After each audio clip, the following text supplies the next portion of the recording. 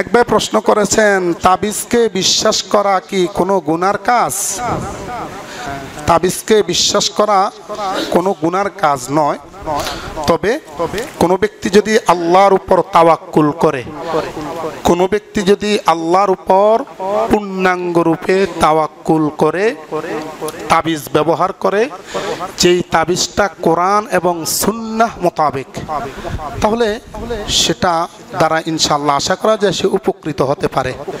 কিন্তু তাবিজের উপর তাওয়াক্কুল চলে গেছে, তাবিজের উপর তাওয়াক্কুল চলে গেছে, আল্লাহর উপর তাওয়াক্কুল নাই, তাহলে অবশ্যই এটা গুনাহে কবিরার কাজ, বরং শিরিকের পর্যায়।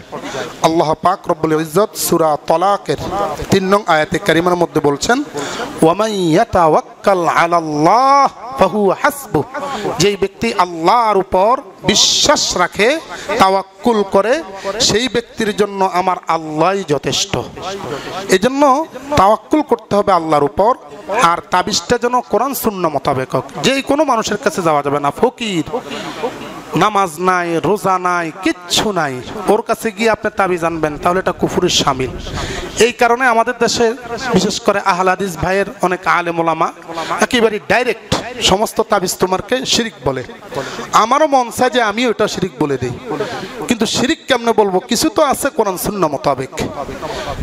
তো যেইগুলো কোরআন সুন্নাহ মোতাবেক সেইগুলো ভালো, বাকি যেইগুলোর মধ্যে ফকিরি, ফকরামি, কুফরি আছে, অবশ্যই এটা শিরিক, কুফরের অন্তর্ভুক্ত, সেইগুলো থেকে বেঁচে থাকার চেষ্টা করবেন। আল্লাহ পাক আমাদেরকে বুঝবার তৌফিক দান করুন। আরেক ভাই একটা প্রশ্ন করেছেন, হুজুর, এলিয়েন বা ভিন গ্রহের প্রাণী সম্পর্কে জানতে চাই। মানুষ এবং জিন জাতি ছাড়া কি এলিয়েনের অস্তিত্ব রয়েছে? এ নিয়ে বিভিন্ন মানুষ বিভিন্ন ধরনের মতবাদ দেয় এবং বিজ্ঞানীরা বিভিন্ন সিগন্যাল ও পৃথিবীর মতো সাদৃশ্য গ্রহ আবিষ্কার করেছে এবং এলিয়েনের অস্তিত্ব দাবি করছে। এ সম্পর্কে কোরআন হাদিসের আলোচনা জানতে চাই। এলিয়েন বলা হয় এমন প্রাণী বা এমন একটা জিনিস যেটার অবয়ব দেখা যায় না, শরীর দেখা যায় না, কিন্তু তার কাজ বাজ দেখা যায়। এখানে কেউ নাই, হঠাৎ করে একটা কাজ হয়ে গেছে, কিন্তু কাউকে দেখা যাচ্ছে না। এটাকে একটা এলিয়েন নাম দিয়েছে বিজ্ঞানীরা।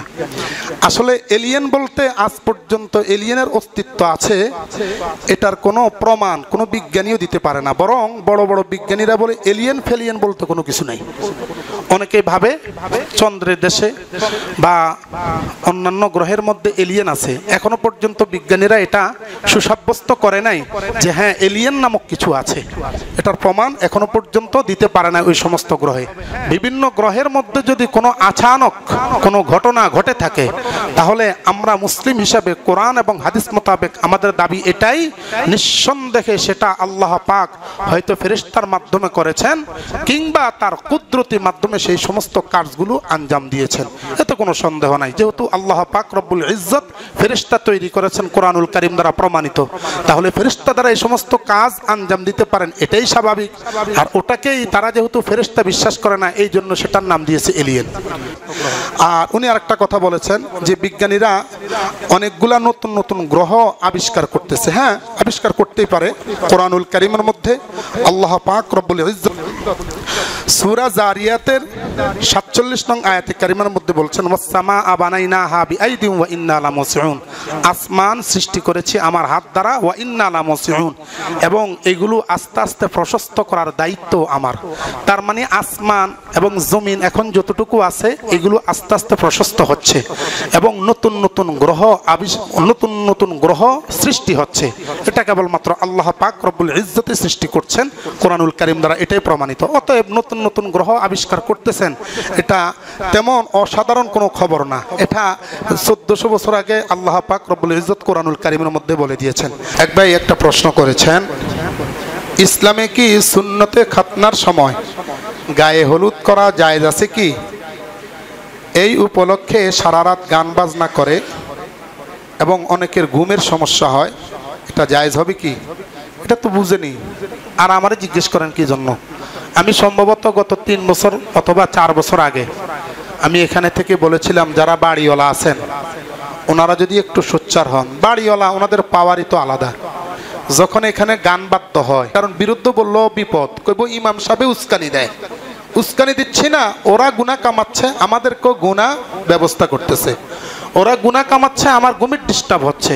আমেরিকা এমন একটা রাষ্ট্র, কেউ যদি গান বাজনা বাজায়, গান বাজনার কারণে পাশের কোনো বাড়ির কারো ঘুমের ডিস্টার্ব হবে কিংবা অন্য কোনো ডিস্টার্ব হবে, কমপ্লেন করলে তাকে জেল হাজতে নিয়ে যায়। আমার রাষ্ট্রেও তো এরকম হওয়া উচিত, ঠিক কিনা বলেন? আমার রাষ্ট্রে এরকম হওয়া উচিত না? তাহলে যারা বাড়িওয়ালা আছেন ওনারা আদরের সাথে, মহব্বতে, রাগে ক্ষোভে না, খবরদার এটা করা যাবে না, রাগে ক্ষোভে না, বরং মহব্বতের সাথে তাদেরকে যদি একটু যায় বলেন, বাবা আমাদের ডিস্টার্ব হচ্ছে, তোমরা 10টা পর্যন্ত যা করার করো, এরপরে আর করো না, আমাদের ছেলেদের পড়ালেখার সমস্যা হচ্ছে। আমার তো বিশ্বাস এই দেশের যুবকরা এই কথাটা যদি বলে, ওরা উচ্ছৃঙ্খল না, ওরা এই কথাটা মেনে নিবে না? কিন্তু আজও পর্যন্ত কি আমরা কেউ গেছি ওখানে?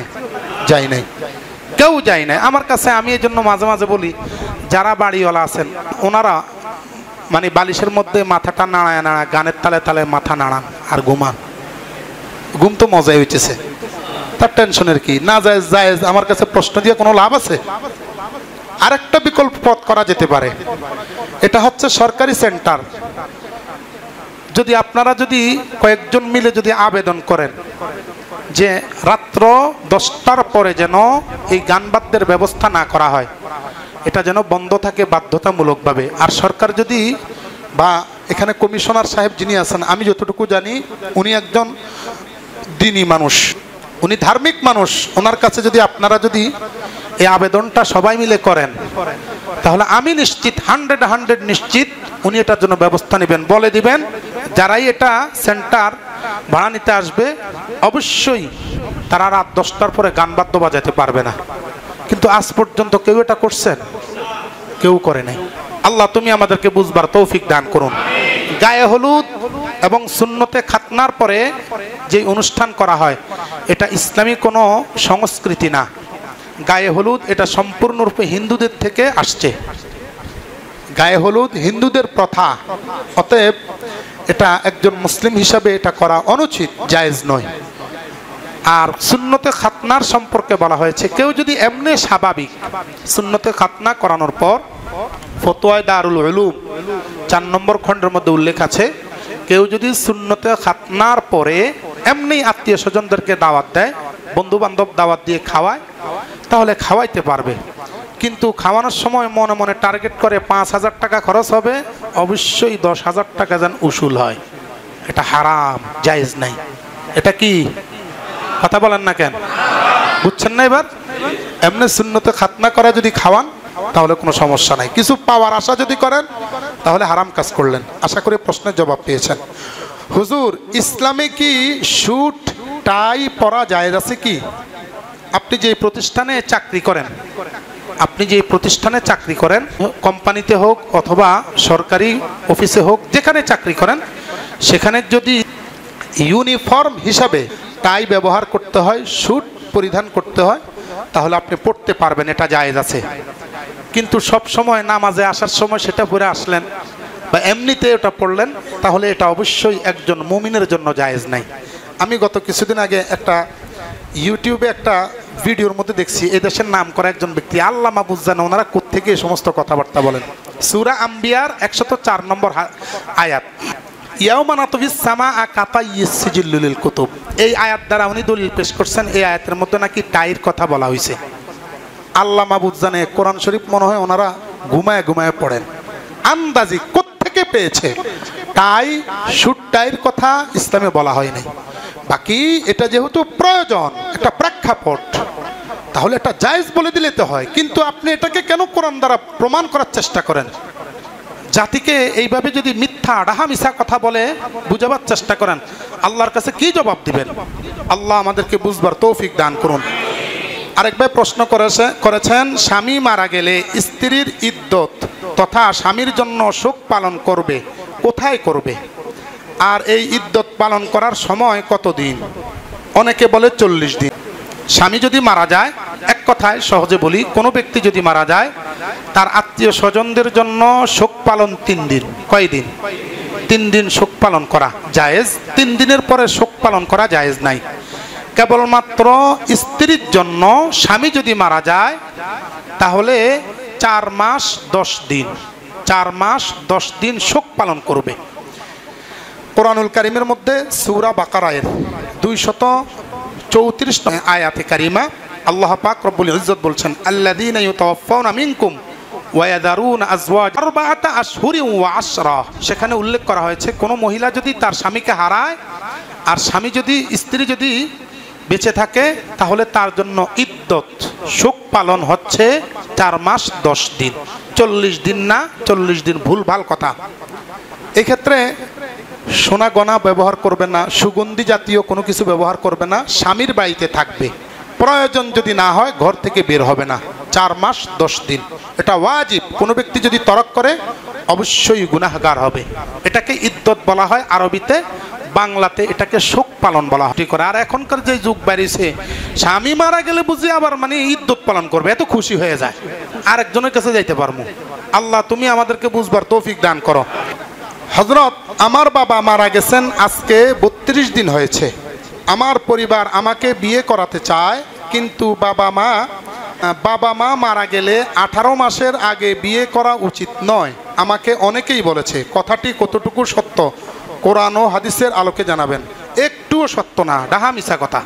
আপনি 3 দিন মনে করেন বিবাহ আগে ঠিক করেছেন, ঘটনাক্রমে যেই দিন বিবাহ ঠিক ওই দিনই বাবা মারা গেছে, তাহলে বাবাকে দাফন করে এরপর আপনি বিয়ে করতে পারবেন, কোনো সমস্যা নাই।